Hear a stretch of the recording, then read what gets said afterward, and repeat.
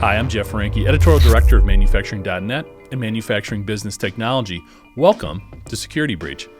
As the saying goes, it's the little things that kill, and in cybersecurity, that little thing could be as innocent as a singular mouse click on a wrong URL from a familiar-looking email. A recent report from Trend Micro shows that 75% of all cyber attacks start with phishing emails, or messages made to look like a non-threatening communication from a colleague, vendor, or a trusted source, but containing links meant to abstract vital personal data. Additionally, research from cybertalk.org states that about 90% of data breaches are the result of phishing schemes, and the FBI is projecting a year-over-year increase of 400% for these types of attacks. Finally, cybersecurity software and services provider Mimecast found that 96% of respondents to their survey acknowledged having faced some form of phishing attack in the last year. The key is to not associate the tool too closely with the evil intentions of hackers. Email remains a highly efficient and vitally important communication tool, but one that requires greater diligence than in the past. Joining us to discuss this situation is Fleming Shi, Chief Technology Officer at Barracuda Networks, a leading provider of data security products and services. Fleming, again, thanks so much for joining us here on Security Breach. Right from the start, in looking at the things that Barracuda specializes in and matching that up with some of the bigger issues that some of our folks in manufacturing have, what can you tell us when we're looking at email and cloud networks from a security perspective? What are some of the biggest vulnerabilities that you're seeing there? Great question, actually. We have coverage in multiple attack surfaces. You touched on the cloud component and also the email component. These two areas, as you know, in MITRE ATT&CK framework, email usually is sort of the beginning phase where they do some credential theft or basically impersonation of a reputable application or domain, or they're trying to actually go through an exercise of phishing to actually get your credential stolen, right? And that's usually a very serious problem. Sometimes they can take additional actions, right? They may not even do the phishing if they already have some credentials to basically crack open your email accounts in your Office 365 environment. So they can actually start with email sort of business email compromise kind of attack, when they will have conversations with the team that you work with. So I think that angle, it is super difficult for a lot of folks if you don't have the proper tools. If you're only scanning for malware or looking for malicious links, you may not get everything, and sometimes these attacks come through the cracks. So email is definitely one area we have to pay attention to. Cloud is huge. As you can see, I just came back from AWS reInvent. It was a great event. Tens of thousands, probably like bigger than before the pandemic. A lot of people are building software in the cloud, sometimes using public cloud environments.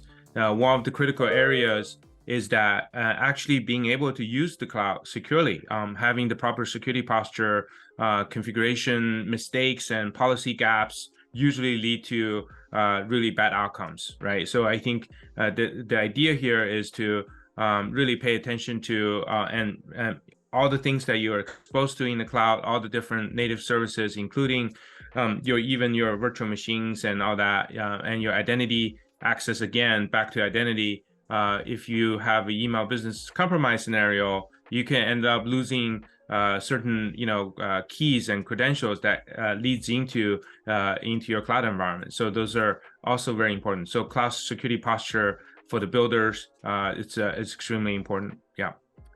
Absolutely, and I'm glad you brought up both of those things in terms of phishing schemes and cloud security. We'll circle back on cloud a little bit. Looking at phishing schemes, this is a huge issue within the industrial sector. Why do you think these attacks continue to be so prominent? What is going on that makes them so attractive to the bad guys? And are you seeing any particular tactics that can be useful in sort of warding off these types of attacks? Definitely. So as you know, manufacturing uses a lot of OT, and actually I was talking to one of the leaders in Amazon last week, especially what they call the digital twin, creating a digital replication of your environment and really visualizing what's going on. But for what they're doing is mostly for efficiency and productivity.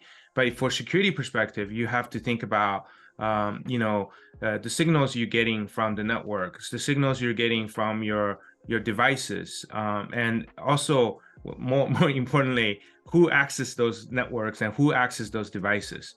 So I think if you think about the best way to go about and actually securing an environment like that, which could be hybrid, some parts in public cloud, some could be in on-prem. And so if you think about that, zero trust is really the only way that actually you can start kind of peel back access and make sure you have microsegmentation, so you're not exposing the entirety of your network for certain type of access, right? So it's important to think along that way. So if you look at it that way, most people utilize some type of mobile device or laptop or any computing endpoints.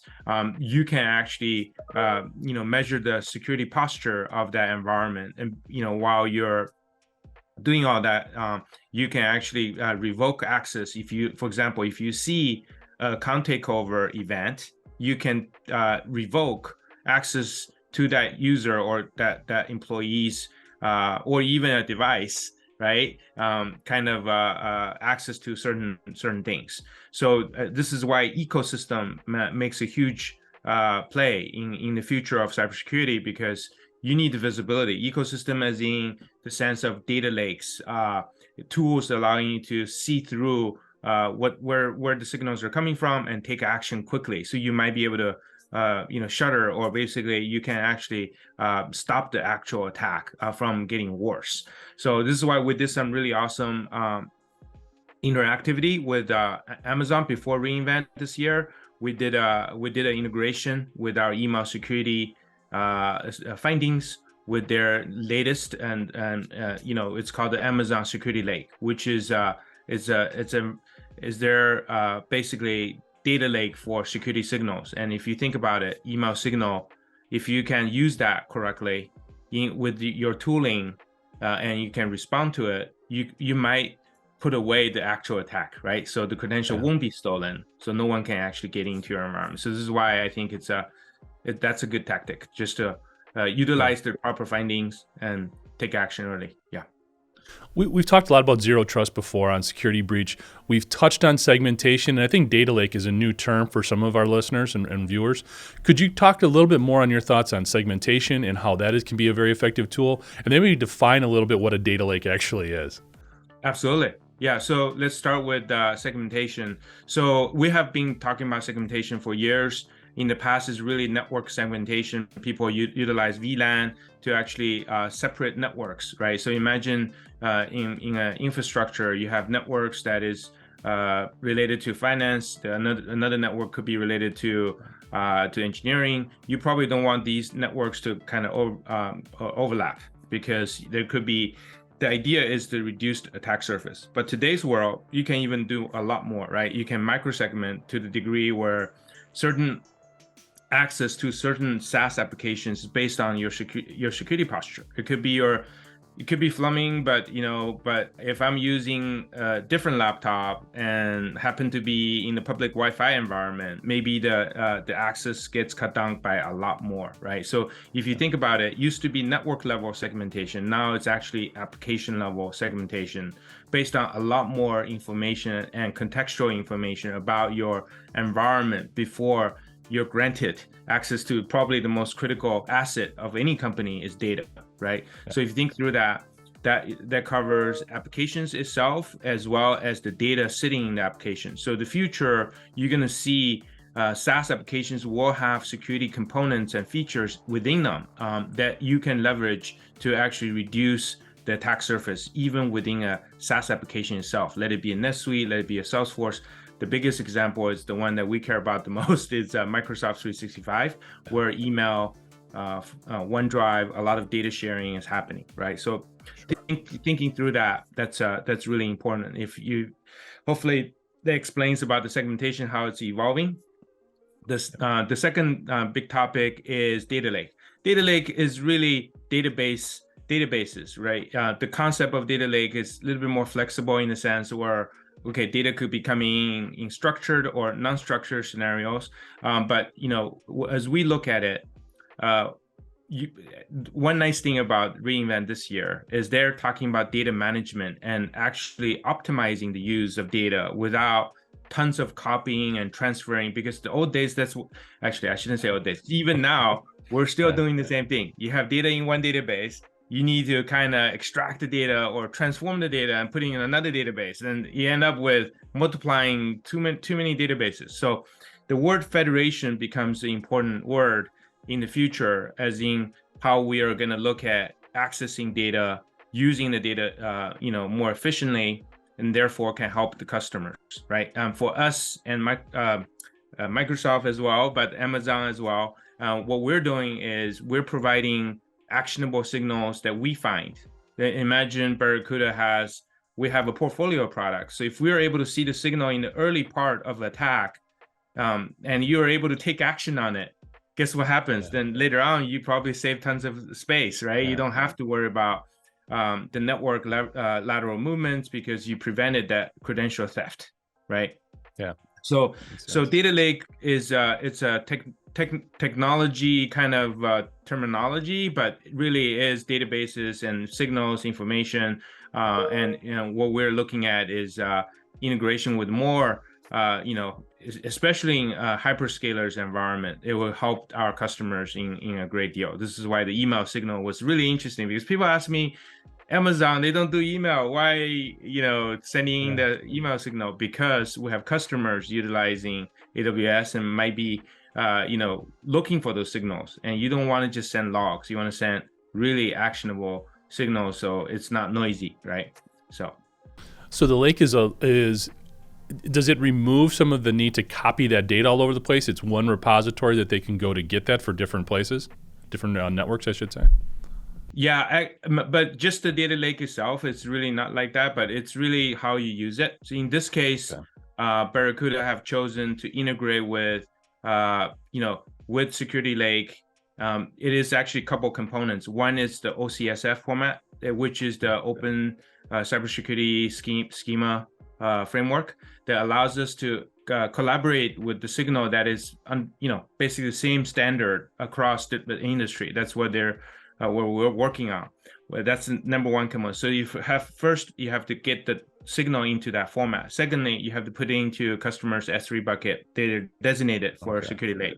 The nice thing about that, S3 can be managed in a way that it could be very cost efficient, right? And secondly, if we are putting into very actionable signals, we're not just loading up logs. We're not dumping logs into your bucket. Then you have to parse it.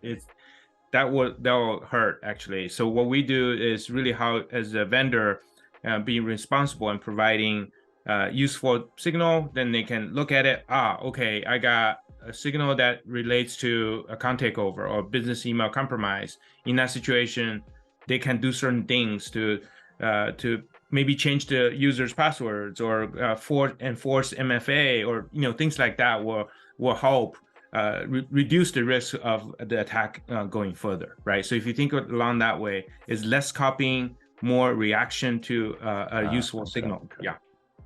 That makes sense.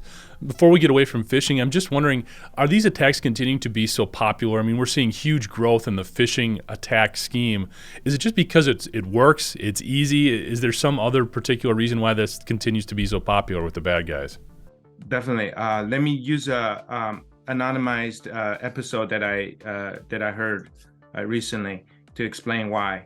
It's super lucrative, right? So first of all, since 2004, just around the globe, we lost close to 17.2, I just say 18 billion pieces of data breach wise. I mean, billion.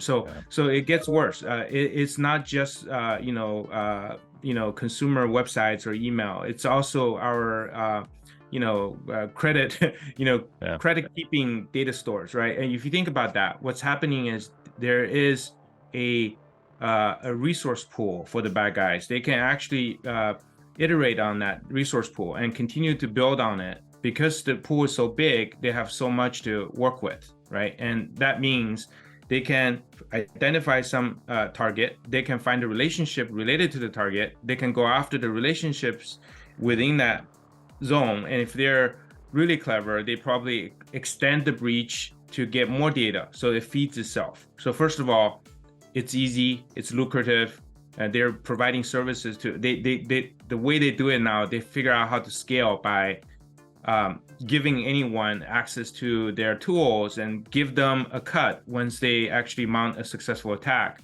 So so the breadth of actual attackers goes from highly skilled tool creators and maybe even I would just call it ransomware gangsters, or it goes all the way to street level people are pushing unfortunately this type of attacks. So they have vast resources in terms of even just people, right?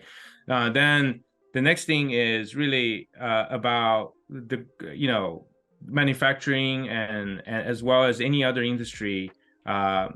Today's world depends on digital transformation, depends on the stuff to actually function. So the likelihood of actually people paying ransom or committing to kind of succumb to this type of attack, it's very likely. So to them, the target is easy.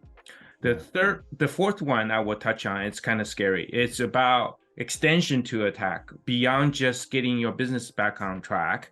It's extortion, doxing, right? So they can completely screw up your organization if they disclose the salaries of everyone's in your company, because then people will be asking, why am I getting paid less than others? So you can actually screw up a company. Second, they could, another scenario will be customers, right? Why is this customer getting paid? They're paying more than another customer. That could screw up your business relationships. So the doxing and extortion, all these things are extensions to their existing set of tooling. So to me, I think it's because it's lucrative, it's easy, and also because they have more resources now, because it's contract to hire or as ransomware as a service. These are the terms we hear a lot, and to the degree where it has depth in terms of how they multiply their attacks to actually get more for each campaign, and makes it too easy for them, and unfortunately, No, the scope of this sort of hacker network when it comes to phishing and ransomware is equal parts impressive and terrifying. It's really something how complex it's become. Circling back a little bit to cloud, in the industrial sector, there's almost a false sense of security in terms of we've got data in the cloud, and I think there's just an inherent thought that it's there, it's safe. So in looking at the folks that are going to be listening to and watching this episode, they're either going to have to go back to their cloud and sort of reintegrate security elements, or they're just in the initial stages where they can implement those security elements right away. What advice could you give in either instance, whether you're going back and working through things or if you're at the starting point and working with the cloud? I think, talking about cloud, to me, it still starts from the identity perspective, right? So the user, the device, the keys you use for accessing your cloud environment, they're gold. You have to protect it, really. And also sometimes you have to recycle. We have to kind of rehydrate quite a bit. So the key there is to think about security posture as a way of examining user behavior within your organization. Sometimes you could have insider threats as well, right? I think we heard enough situations where disgruntled employee leaves the company, intentionally leaving the door open. What does that mean? That means maybe leaving a key to the world where bad guys can utilize and come in, right? So that could be a situation. So I think the ability to monitor and constantly watch over your cloud environment, cloud security posture is very important. But don't forget, there's a lot of data that goes beyond just what your builders are using. It's your SaaS applications. So in the future, SaaS applications where your data lives, these applications are going to get more mature, right? So, the first ever SaaS application, I would say, it's just a simple website. Then it got a little bit more complicated. It becomes e-commerce. Then you start storing credit cards and all that. So what's really crazy is this evolution of SaaS is probably outpaced by, I would just say, so what I'm trying to say is evolution of SaaS is faster than security of SaaS. You see what I mean? So if people who are building SaaS, if they're able to instrument security controls in there, then you need to take advantage of those controls. For example, if a SaaS today does not have ability to turn on MFA in a correct way, then you probably shouldn't be using that web application, because it still depends only on username and maybe strong passwords, right? But really, if you think about it, in the future, these applications are going to get more mature. They're going to interact with Azure AD. They're going to register into your Azure AD as your enterprise apps. You need to see what security features are native to that application and utilize it. That's what we call the SaaS security posture management, which means you are just like CSPM. SSPM is about constantly monitoring and ensuring there's no configuration errors and drifts in terms of how you're using the SaaS itself, because I think there will be a lot more data that's going into SaaS environments. Don't forget, once again, Microsoft 365, the biggest SaaS in the world, probably. Yeah. Absolutely. So I got to ask, I'm not trying to continue to focus on the negative stuff here, but from your position, you're in a unique place to see these types of things. Are there any new organizations or types of threats that you're seeing really spike or have kind of lit up your radar, so to speak? Yeah, definitely. Especially in the manufacturing space, I think we need to pay attention to automation tools and systems that could be just functioning normally because it's just works, like a robot or automation kind of process, like manufacturing lines. So one of the things is to protect those really, it's important, use a security device that basically eliminates any incoming and outgoing kind of signals getting into that device, because a lot of them actually were built on Windows. 2017, WannaCry, Petya, all those good examples. Unfortunately, they due to a Windows vulnerability, they were able to get into these devices and be very disruptive. So I think especially related to our audience here, it's important to protect those almost like edge, put a shield around it, digital shield around it, right? That means you have a zero trust based, SD-WAN device that provides connectivity and security together as a package to make sure that OT is not getting affected. The other part is really just think about the amount of credentials we have already lost and on the pieces of data we already lost. So, think about how you react to a potential ransomware attack or wiperware attack, which is more prominent in a scenario where we have physical war, because nation states are just basically trying to destroy the environment, not really trying to negotiate with you. They just want to destroy it, right? So in those situations, you really have to think about your recovery time objective and recovery point objective. Those two objectives helps you get back to business. If you're not able to come in the window, you may lose your business or it leaves a permanent damage. So those are situations you have to pay a lot of attention to. Credential theft leads to more credential theft, leads to potential takeover of your network and data breach, and also wiperware, destructive malware are out there right now. Yeah. Absolutely. So it's not all bad news, though. I know companies like yours, like Barracuda, are doing a lot of things to help, especially in the industrial sector, against a lot of the stuff we've been talking about. Maybe you could go through and talk a little bit about some of the things that you guys are working on to help. Absolutely. So we have a very sophisticated set of technology. We made it very easy to consume. For example, our CloudGen WAN offering allows you to actually design your network that involves your OT. It could be a camera for a police department in a region. We actually do have a customer like that. I can't tell you who it is, but we have that protecting every surveillance camera in that way across a region to allow us to actually protect these devices, right? And think through in terms of every single touch point for attack.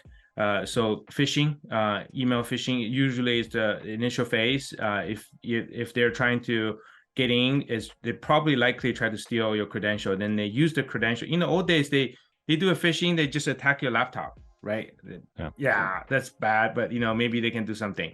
But if they take your credential, remember it's Azure AD that could be used in your SaaS application, could be used in your Yeah. VPN environment, right? They can use that credential without you watching, getting into your environment, do a lot more damage. So credential theft is something that we pay a lot of attention to, which we have some really sophisticated tools to stop that kind of attack. We even have a scanner to actually scan through like 1 year worth of your email communication in your Office 365 tenant, and be able to tell you where the phishing actually already happened and still lives in your inbox, right? Things like that will be useful to you to actually kind of stop the attack early, the better. This is why I told the guys in Amazon, like, if we get our signal to be really useful to our customers in a security lake, other signals probably won't happen, which is a good thing, right? Yeah. Absolutely. Well, you've talked a lot about credential theft, which is a huge concern. That's where the phishing attack starts. That's what they're going after. And then, as you also indicated, that usually can down the road lead to a ransomware attack, which we see way too often here in the industrial sector. So one of the things I do like to ask people when they come on security breaches, if you're an industrial enterprise, you get hit with a ransomware attack, do you pay, or what is the best response to have? Yeah, I have always been, it's a little controversial, but I always been advising people not to pay. That you have to think about it as a mental state. Like, what does that mean when I say not to pay? Of course, if you have to service, in a hospital scenario, you have life and death, maybe you have to get back to business. Those scenarios might be exception. But if you think about, if you have the mental state of not to pay, you work backwards. You work out the scenario where, okay, let me identify what is my most critical assets and data. Assets and data are separate things. If one of your systems or a cluster of your systems go down, you can only recover the data. That's not enough. You have to get the system back up as well, right? So if you get all those things aligned, then you have a clear picture of how you can really be under upper hand against the attacker.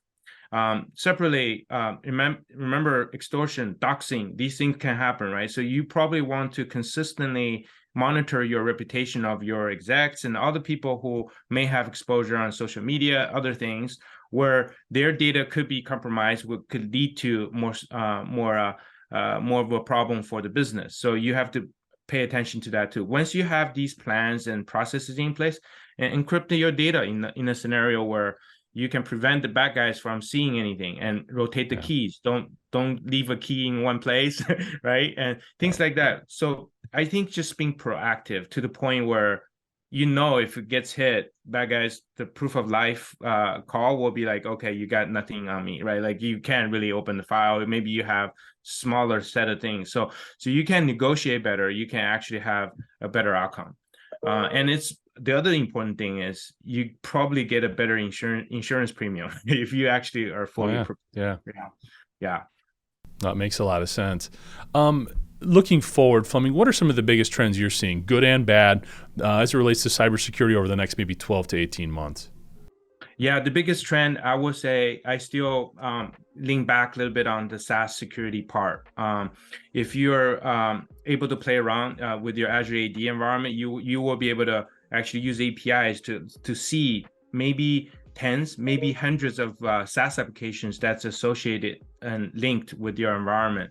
So those SaaS applications are new attack surfaces. Their ability to stop the attacker is unfortunately, could be the weakest link, or could be strong, right? So the reputation of those SaaS applications, their readiness, and the data that lives in it. So you have to have that visibility. What kind of data I'm using for this SaaS versus another matters a lot. Thanks for joining us, Fleming. For more information on the work Barracuda does, you can check them out at barracuda.com. Thanks for joining us today. To catch up on past episodes, you can go to manufacturing.net, IEN.com, or mbtmag.com. You can also check Security Breach out wherever you get your podcasts, including Apple, Amazon, and Overcast. And if you have a cybersecurity story or topic that you'd like to have us explore on Security Breach, you can reach me at jeff@ien.com. For Fleming Shi, I'm Jeff Ranke, and this is Security Breach.